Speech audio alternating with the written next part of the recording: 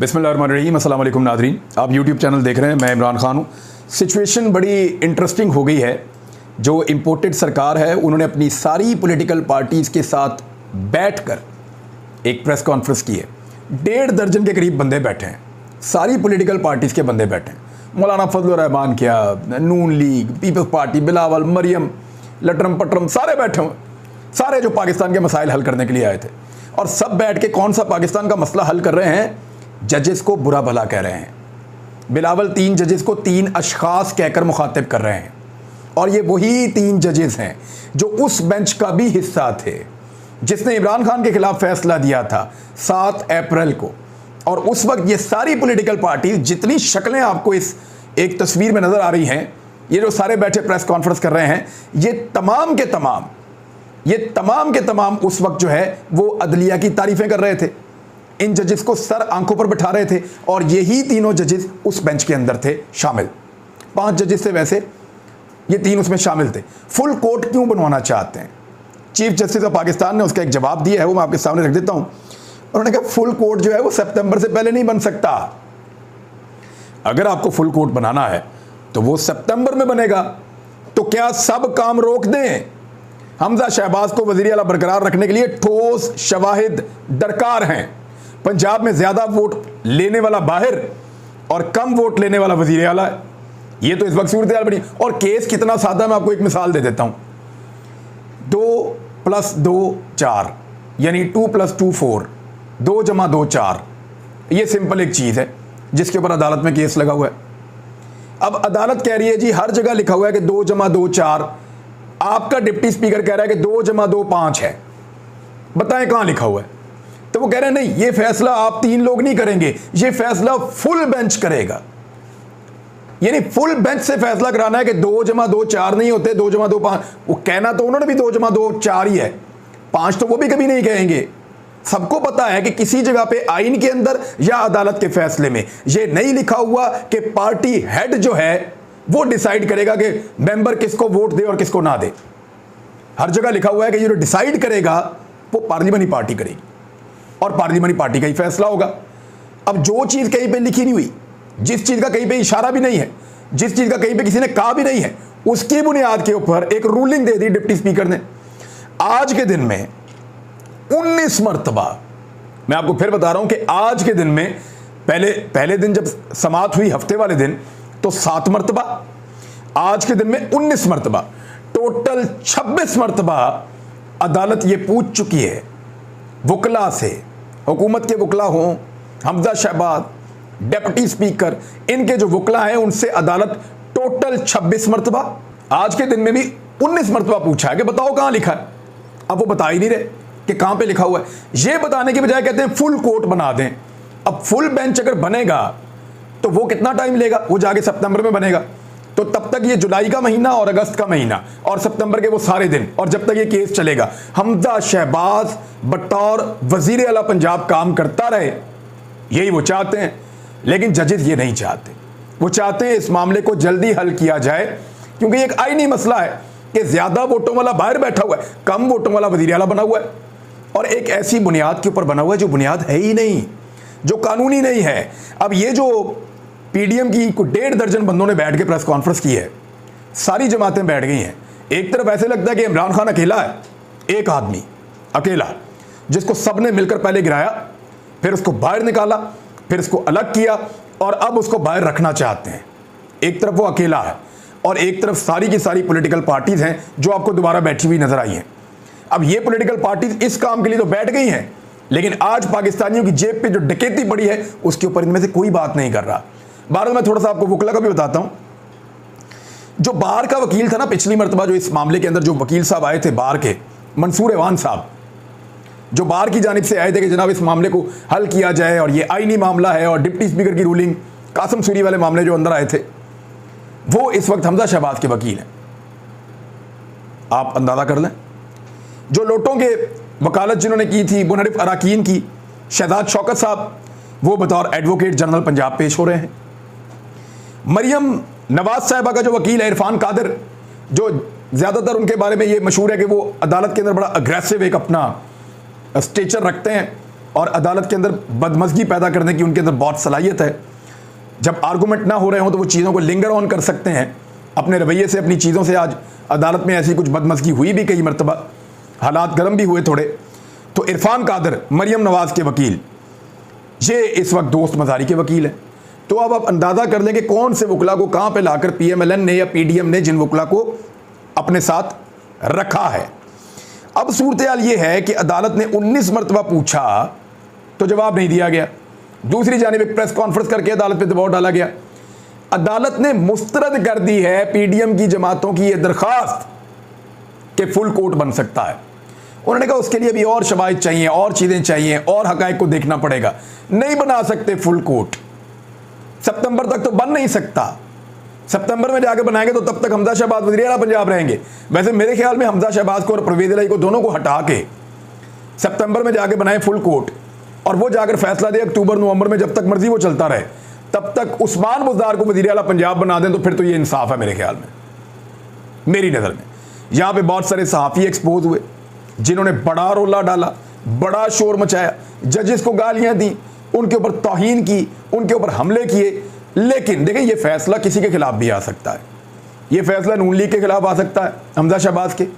ये फैसला परवेज़ इलाही के खिलाफ आ सकता है। जजेस केस को सुन रहे हैं, लेकिन आपने गौर किया कि परवेज़ इलाही या उनकी इत्तेहादियों ने कोई गालियाँ नहीं दी अदालत को, और नून लीग और उनके इत्तेहादी अदालत को गालियाँ दे रहे हैं। सोशल मीडिया के ऊपर उनके खिलाफ कंपेनिंग की जा रही है। बहरहाल चीफ जस्टिस ऑफ पाकिस्तान ने साफ कह दिया कि केस को मेरिट के ऊपर सुनेंगे। सोशल मीडिया के ऊपर जो कुछ हुआ उसके ऊपर भी अदालत के रिमार्क्स आए, लेकिन उन्होंने कहा कि अपने ज़मीर के मुताबिक फैसला करेंगे। 24 घंटे भी बैठना पड़ा तो फिर हम बैठेंगे। ये भी कहा कि आप शायद चाहते हैं कि आपके कहने पर फुल कोर्ट बना दें तो ठीक है, वरना नहीं। यानी इस किस्म की कंडीशन लगा दी है कि या तो फुल कोर्ट बनाए। अब राणा सनाउल्लाह क्या कह रहे हैं जरा उसको आप देख लें। राणा सनाउल्लाह साहब ने कहा कि फुल कोर्ट तश्कील ना दिया तो अदालती कार्रवाई का बाइकआउट कर देंगे।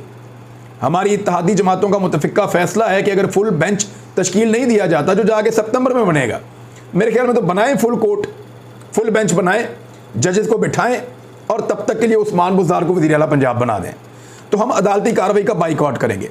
तमाम सियासी जमातों ने मुअज़्ज़ज़ अदालत उज़्मा से इस्तदा की है कि वज़ीर आला पंजाब के इंतखाब के मामले पर फुल कोर्ट तश्कील दिया जाए। इससे अदालत की इज्जत में इजाफा होगा। हमारी इस्तदा है कि नज़रसानी पटिशन और मुतालिका पटिशन सबको इकट्ठा सुना जाए। इलेक्शन कमीशन ने 25 अरकान को पार्टी हेड इमरान खान की हदायत ना मानने पर डी-सीट किया था। नहीं, बिल्कुल नहीं। वो जो डी-सीट हुए थे वो महमूद रशीद ने पार्लिमानी पार्टी के अंदर से बाकायदा लेटर जारी किया था पार्लिमानी पार्टी की मीटिंग के बाद, और उसने सबको बाउंड किया था कि आप सब ने वोट डालना है परवेज़ इलाही को, लेकिन उन लोगों ने जाकर वोट डाल दिया हमजा शहबाज को। तो उस बुनियाद पर जो पार्टी का हेड है इमरान खान, उसने कानूनी कार्रवाई करवाते हुए इन सबको डी-सीट करवाया था। यही है तरीक़ाकार। इसके 4 स्टेप होते हैं। पहले स्टेप में पार्लिमानी पार्टी फैसला करती है कि किस तरफ वोट डालना है। दूसरे स्टेप में जो आदमी पार्लिमानी पार्टी का फैसला नहीं मानता वो मुनहरिफ करार पाता है। तीसरे स्टेप में जो पार्टी का हेड है वो उसके खिलाफ इलेक्शन कमीशन के जरिए से कानूनी कार्रवाई करवाता है डी-सीट करवाने के लिए, और चौथे स्टेप में वो डी-सीट हो जाता है। पार्टी हेड का काम सिर्फ इतना ही है। और अगर पार्टी हेड खुद पार्लिमानी पार्टी का हेड है तो ये एक और सिचुएशन है। लेकिन अगर पार्टी हेड इलेक्शन ही नहीं लड़ा और बाहर बैठा हुआ है, और पार्लिमानी पार्टी जो है वो अलग मेंबर्स के ऊपर मुश्तमिल है, और पूरी की पूरी पार्लिमानी पार्टी ने एक अलग तरफ वोट डाल दिया है, तो ये तो पार्लिमानी पार्टी का कलेक्टिव विजडम है। उन्होंने मुतफिका तौर पे एक फैसला किया है जिसको चैलेंज नहीं किया जा सकता, और पार्लिमानी पार्टी की मीटिंग के अंदर बाकायदा ये कहा गया था कि परवेज़ इलाही को वोट डालना है। तो ये सिर्फ इसको लिंगर ऑन कर सकते हैं, इसमें से निकाल कुछ नहीं सकते। मरियम नवाज साहिबा ने आज अजीबो गरीब मुतालबात किए हैं। पहले वो काफ़ी उन्होंने रोना धोना किया, उन्होंने कहा अदलिया ने ये कर दिया वो कर दिया, अदालतों के ऊपर उन्होंने चढ़ाई की, इदारों के ऊपर चढ़ाई का फार्मूला वो सामने लेकर आए। लेकिन मरियम नवाज साहिबा ने यह भी कहा कि मेरे वालिद वापस आए तो उनको गिरफ्तार ना किया जाए। ये भी अब वो चाह रही हैं, यानी अनोखा लाडला खेलन को मांगे चांद। कैसे? 50 रुपए के स्टाम्प पेपर पे बड़े मियाँ साहब बाहर गए हुए हैं। 50 रुपए के स्टाम्प पेपर पे अरबों रुपए के केसेस में मतलूब, मफरूर, मुजरिम जो जेल के अंदर मौजूद था वो जेल से निकलता है और पाकिस्तान से बाहर चला जाता है इलाज करवाने के लिए 4 हफ्ते का कहकर। 2.5 साल हो गए वो वापस नहीं आ रहा। फिर मरियम नवाज साहब एक ट्वीट करके कहती हैं कि नवाज शरीफ को जो है वो किया गया मुल्क बदर, इमरान खान को करके देखेंगे वो क्या करता है बाहर से जाके। तो बात यह है कि नवाज शरीफ को मुल्क बदर किसी ने नहीं किया, वो खुद मुल्क से भाग कर गए हैं, इस मुल्क में मतलूब हैं, मफरूर हैं, वो वापस नहीं आ रहे। आपकी हुकूमत है, आप उनको वापस बुलाइए, कोई उनको रोक ही नहीं रहा।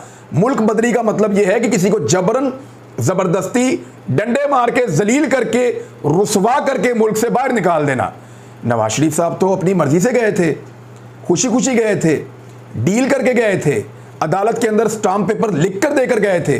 तो ज़मीन आसमान का फ़र्क है। और ऐसा नहीं हो सकता कि मियाँ साहब मुजरिम हैं, वो जेल काट रहे हैं और बाहर मुल्क में वो अपनी ज़िंदगी गुजार रहे हैं, वो वापस आए तो उनको छोड़ दिया जाए खुला। वैसे ये अनोखा ही काम है, पाकिस्तान में हो जाता है। मरियम नवाज साहबा खुद मियाँ नवाज शरीफ की अयादत के बहाने बाहर हैं जेल से। अब तक नवाज शरीफ की अयादत के बहाने मरियम नवाज जेल से बाहर हैं, और अयादत करने के चक्कर में इन्होंने पूरे पाकिस्तान के अंदर जो है वो सियासत कर ली है। लेकिन अयादत करने के लिए बरतानिया तो जा नहीं सकती, पासपोर्ट इनका अदालत के पास है। अब वो पासपोर्ट अदालत से वापस कैसे लेना है, वो एक अलग किस्म की शर्मिंदगी है। तो बहुत बुरी तरह PMLN अपने बयानिए समेत आकर फंस गई है। शरीफ खानदान के अंदर झगड़ा शिद्दत इख्तियार कर गया है। तलत हुसैन साहब जो सीनियर जर्नलिस्ट हैं, उन्होंने जब पोल खोले तो उसके ऊपर सलमान शहबाज उनके गले पड़ गया, और सलमान शहबाज ने उनको ऐसे ऐसे ताने देना शुरू कर दिए हैं सोशल मीडिया के ऊपर जो जेब नहीं देते। ये सलमान शहबाज वो आदमी है जिसने बहुत करप्शन की है, शहबाज शरीफ को फंसाने के अंदर इसका सबसे बड़ा हाथ है। और सलमान शहबाज ही वो शख्स है जिसने आधे खानदान के अकाउंटों में पैसे डाल डाल के सबको फंसाया हुआ है, और इसकी वजह से खानदान का एक बड़ा हिस्सा पाकिस्तान में नहीं आ रहा। बेचारे जो शरीफ लोग हैं वो भी पाकिस्तान से बाहर बैठे हुए हैं अपनी इज्जतें बचा के, और इस आदमी ने वो गंदा खेल शुरू किया था करप्शन का। अब सलमान शहबाज वो आदमी है, जब शहबाज शरीफ साहब किसी मुल्क में दौरे पे जाते हैं ये VIP गेस्ट बन के साथ लग जाता है। भाई मफरूर है, अदालतों को मतलूब है, अदालतें इसको ढूंढ रही हैं, इश्तिहारी है। जैसे ही वो किसी मुल्क में जाते हैं शहबाज शरीफ ये उनके वफद के अंदर शामिल हो जाता है, प्रोटोकॉल लेके VIP बन के, VVIP बन के। तो ये वो वाला सलमान शहबाज है जो इस वक्त तलत हुसैन साहब को ताने दे रहा है, जो पाकिस्तान में मौजूद हैं, और खुद ये पाकिस्तान वापस नहीं आ सकता। तलत साहब ये बता रहे हैं कि कौन पैसे खर्च करके मरियम नवाज और नवाज शरीफ के खिलाफ साजिशें करवा रहा है, और शहबाज शरीफ के खानदान में से है। तो अचानक इस आदमी को आग लगती है और ये गले पड़ जाता है कि लंदन में ये हुआ था, आपको ये कहा था, वो बातें भी हुई थी। तो ये अपनी कहानियां सुनाना शुरू कर देता है। तो अंदर लड़ाई तो खूब चल रही है पार्टी के अंदर, लेकिन इसके बावजूद मरियम नवाज हमजा शहबाज की वजारत आला बचाने की कोशिश कर रही हैं। क्यों? वो इसलिए कि वजारत आला गई तो वजारत उस्मा भी गई और आगे सियासत भी गई। सियासत का तो बेड़ा गर्क हो गया। सेंट्रल पंजाब के अंदर पाकिस्तान तहरीक इंसाफ ने यहां पे झाड़ू फेर के रख दिया इतनी सख्त धांधली के बावजूद। और जब जनरल इलेक्शन होंगे तो वो क्या हाल करेंगे ये आप सबको आइडिया है, ये सबको पता है। तो इसलिए इलेक्शन में जाना नहीं चाहते, शहबाज शरीफ साहब को वज़ीर आज़म रखना चाहते हैं। और शहबाज शरीफ वज़ीर आज़म तभी तक रह पाएंगे जब तक पंजाब में हुकूमत नून लीग की है। अगर पंजाब में नून लीग की हुकूमत गई तो उसी दिन खेल खत्म। और इस बात का सबको पता है, मौलाना फजलुर रहमान को, MKM को, पीपल्स पार्टी को, PMLN को, ANP को, जमातें, हर जमात जानती है ये बात, सब जमातें ये जानती हैं। इसीलिए सारे के सारे मिलकर बैठ के अदालत के ऊपर दबाव डाल रहे हैं। लेकिन मुझे ऐसा महसूस हुआ कि अदालत शायद दबाव में नहीं आना चाह रही और अदालत अब इस मामले को मंतकी अंजाम तक आने वाले दिनों में पहुंचा देगी। डॉलर के साथ क्या हुआ जरा ये देखें आप। डॉलर 4 रुपए मजीद इजाफे के साथ 232 रुपए से ज्यादा का हो गया है। 232 रुपए से ज्यादा का डॉलर हो गया है।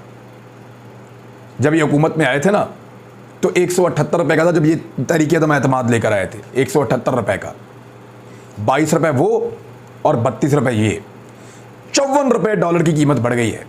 इमरान खान ने 4 साल में डॉलर की कीमत इतनी नहीं बढ़ने दी जितनी इन्होंने 4 महीने से पहले बढ़ा दी है। ये है इनका तजर्बा और ये इनके लाने वालों की कारकर्दगी है। इनके सहूलतकारों को और इनके हैंडलर्स को शीशे के अंदर जाकर देखना चाहिए कि उन्होंने हमारे मुल्क के साथ क्या किया। बेड़ा गर्क कर दिया, पाकिस्तान का कारोबार तक डबो दिया, कोई चीज पाकिस्तान में चलने दे। 232 रुपए का 1 डॉलर हो गया है, 4 रुपए एक दिन के अंदर महंगा हुआ। और वो साले हुकूमत बनाने के लिए, सारे के सारे हुकूमत बचाने के लिए बैठे हुए हैं। वो सारे हुकूमत बचाने के लिए बैठे हुए हैं। कोई बैठने के लिए तैयार नहीं है कि डॉलर महंगा हो रहा है उसको बचा लें। ऐसा लगता है कि जानबूझकर इस मुल्क को खुदा न खास्ता तबाही की तरफ धकेला जा रहा है। लेकिन अवाम आपको ये नहीं करने देंगे। लोग आपके रास्ते में रुकावट डालेंगे, लोग आपको टक्कर देंगे। अब तक के लिए इतने, अपना ख्याल रखिएगा, अपने इस चैनल का भी। अल्लाह हाफ़िज़।